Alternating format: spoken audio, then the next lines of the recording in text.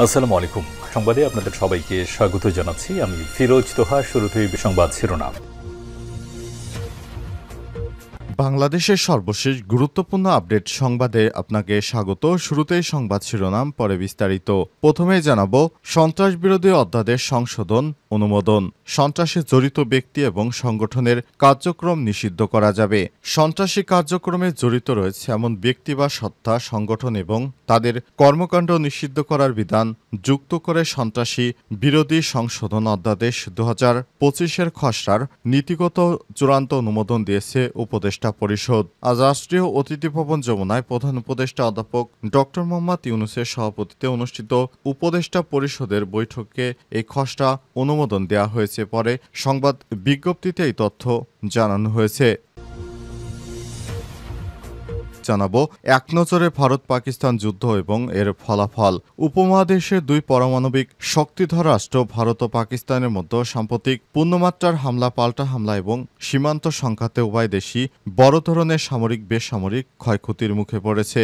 এ বিষয়ে গুরুত্বপূর্ণ সংবাদ জানাবো, সঙ্গেই থাকুন। এরপর জানাবো যুদ্ধে ঘণ্টায় ঘণ্টায় পাকিস্তানের চেয়ে ভারতের ক্ষতি 20 গুণ বেশি। সম্প্রতি ভারত ও পাকিস্তানের মধ্যে যে উত্তেজনা তৈরি হয়েছিল, এতে পাকিস্তানের থেকে ভারতের ক্ষয়ক্ষতির পরিমাণ 20 গুণ বেশি ছিল। ভারতের ক্ষয়ক্ষতির পরিমাণ 88 বিলিয়ন মার্কিন ডলার, আর যেখানে পাকিস্তানের ক্ষতির পরিমাণ মাত্র 4 বিলিয়ন ডলার। এদিকে ভয়ঙ্কর গোয়েন্দা তথ্য পেয়ে মোদিকে যুদ্ধবন্ধের চাপ দেয় যুক্তরাষ্ট্র। 2 সপ্তাহের বেশি সময় ধরে চলা তীব্র উত্তেজনা এবং রক্তক্ষয়ের পর ভারত ও পাকিস্তানের সর্বশেষ একটি পূর্ণাঙ্গ এবং তাৎক্ষণিক যুদ্ধবিরতিতে সম্মত হয়েছে। যুক্তরাষ্ট্রের সক্রিয় কূটনৈতিক তৎপরতায় এই যুদ্ধবিরতি সম্ভব হয়েছে বলে ধারণা করা হচ্ছে।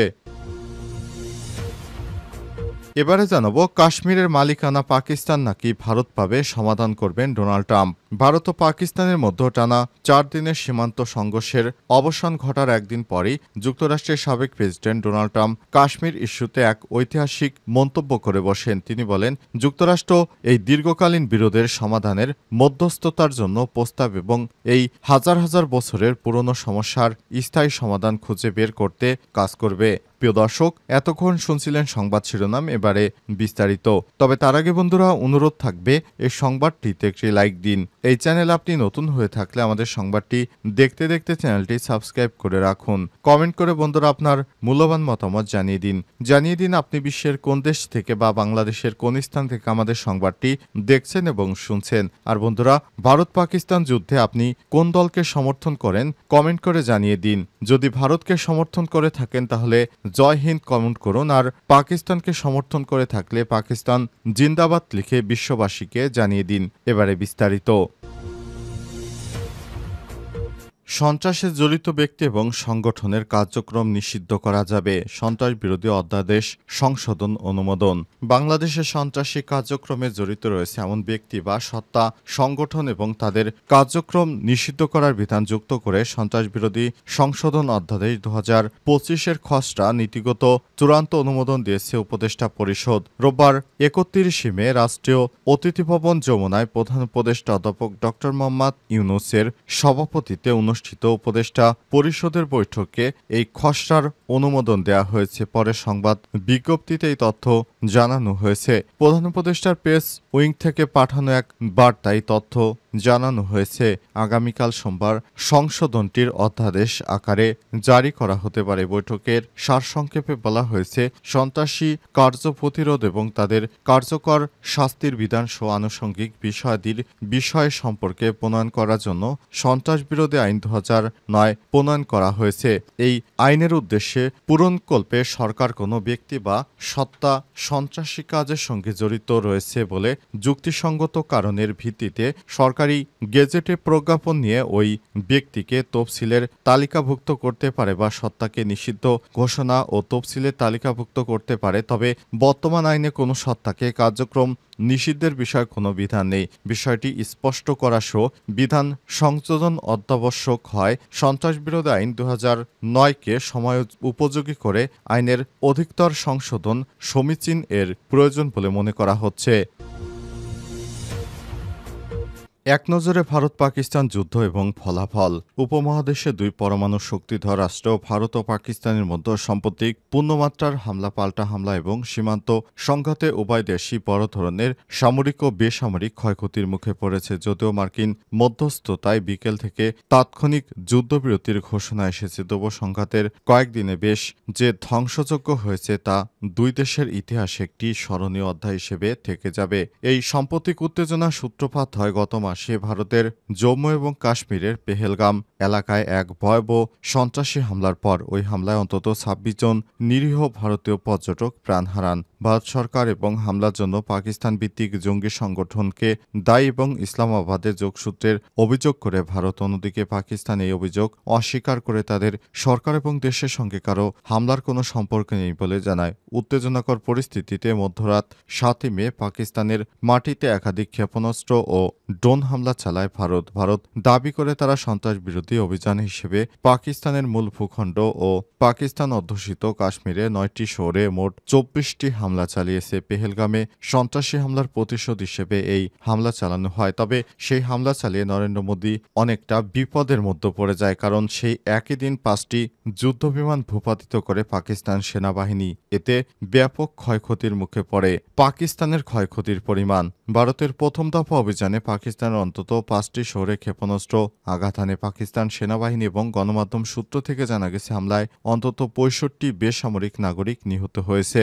সেনা সদস্যের মধ্যে ১৮ জন নিহত হয়েছে পাকিস্তানের। আর ভারতের ক্ষয়ক্ষতির পরিমাণ সব থেকে বেশি। ভারতের অন্তত ৫০ থেকে ৭০ জন সেনা সদস্য নিহত হয়েছে বলে জানা গেছে। এছাড়াও ভারতের এয়ার ডিফেন্স সিস্টেম S-400 ধ্বংস করে দিয়েছে পাকিস্তান। এছাড়াও মোট ৬০টি যুদ্ধবিমান, ৫টি রাফায়েল এবং ২টি রাশিয়ার তৈরি যুদ্ধবিমান ধ্বংস করে দিয়েছে পাকিস্তানের যোদ্ধারা। যুদ্ধে ঘণ্টায় পাকিস্তানের চেয়ে ভারতের ক্ষতি ২০ গুণ। ভারত ও পাকিস্তানের মধ্যে যে যুদ্ধ শুরু হয়েছিল সেটি এখন যুক্তরাষ্ট্রের নির্দেশে আপাতত বন্ধ রয়েছে। তবে এই যুদ্ধে পাকিস্তানের থেকে ভারতের ক্ষয়ক্ষতির পরিমাণ অন্তত ২০ গুণ বেশি। নরেন্দ্র মোদী প্রথমে দাম্ভিকতার সঙ্গে পাকিস্তানে হামলা করে তিনি পাকিস্তানকে উচিত শিক্ষা দিতে চেয়েছিলেন, কিন্তু পাকিস্তানের সেনারা উল্টো ভারতের সেনাদেরকে উচিত শিক্ষা দিয়েছে। এই উচিত শিক্ষা দেওয়ার কারণে নরেন্দ্র মোদী হিন্দুত্ববাদী কট্টরপন্থী নরেন্দ্র মোদীর সেনারা এখন অনেকটাই বিপদে পড়েছে। তারা নরেন্দ্র মোদীর কথা অনুযায়ী পাকিস্তানে হামলা করে তারপর সেই হামলা পাকিস্তান প্রতিহত করে দেওয়ার কারণে তারা ব্যাপক ক্ষয়ক্ষতির সম্মুখীন হয়েছে।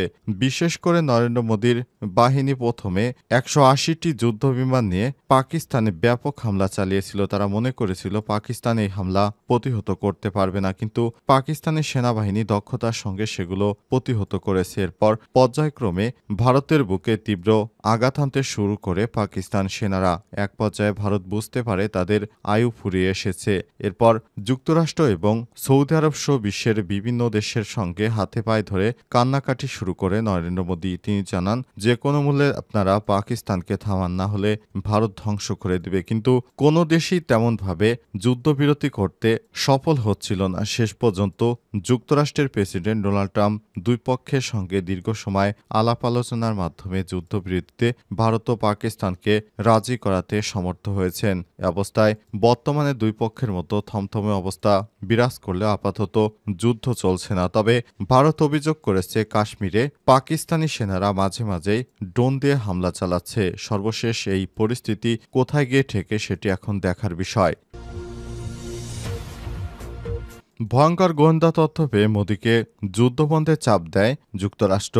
২ সপ্তাহের বেশি সময় ধরে চলা তীব্র উত্তেজনা এবং রক্তক্ষয়ের পর ভারত ও পাকিস্তান অবশেষে একটি পূর্ণাঙ্গ ও তাৎক্ষণিক যুদ্ধবিরতিতে সম্মত হয়েছে। যুক্তরাষ্ট্রের সক্রিয় কূটনৈতিক তৎপরতায় এই যুদ্ধবিরতি সম্ভব হয়েছে বলে ধারণা করা হচ্ছে। মার্কিন প্রেসিডেন্ট ডোনাল্ড ট্রাম্প যুদ্ধবিরতি ঘোষণা দিলেও নতুন তথ্য বলছে সংঘাত শুরু হওয়ার পর এক পর্যায়ে এমন কিছু ভীতিকর গোয়েন্দা তথ্য যুক্তরাষ্ট্রের হাতে আসে, যা উভয় দেশের মধ্যে পূর্ণমাত্রার যুদ্ধবিরতির আশঙ্কা সৃষ্টি করেছিল। সিএনএনের এক প্রতিবেদনে বলা হয়েছে, শুক্রবার সকালে এমন কিছু গোয়েন্দা তথ্য আসে যা স্পষ্ট করে দেয় যুদ্ধ যদি অব্যাহত থাকে তা নিয়ন্ত্রণের বাইরে চলে যেতে পারে। এরপরই মার্কিন ভাইস প্রেসিডেন্ট জেডি ভ্যান্স যুক্তরাষ্ট্রের প্রধানমন্ত্রী ডোনাল্ড ট্রাম্পের সঙ্গে প্রথমে বৈঠক করেন। এরপর ভারতের প্রধানমন্ত্রী নরেন্দ্র মোদীকে সরাসরি ফোন করেন এবং অবিলম্বে পাকিস্তানের সঙ্গে যুদ্ধবিরতি আলোচনায় বসার নির্দেশ দেন। সিএনএনের তথ্য অনুযায়ী ট্রাম্প প্রশাসনের একটি উচ্চ পর্যায়ের দল ভাইস প্রেসিডেন্ট জেডি ভ্যান্স,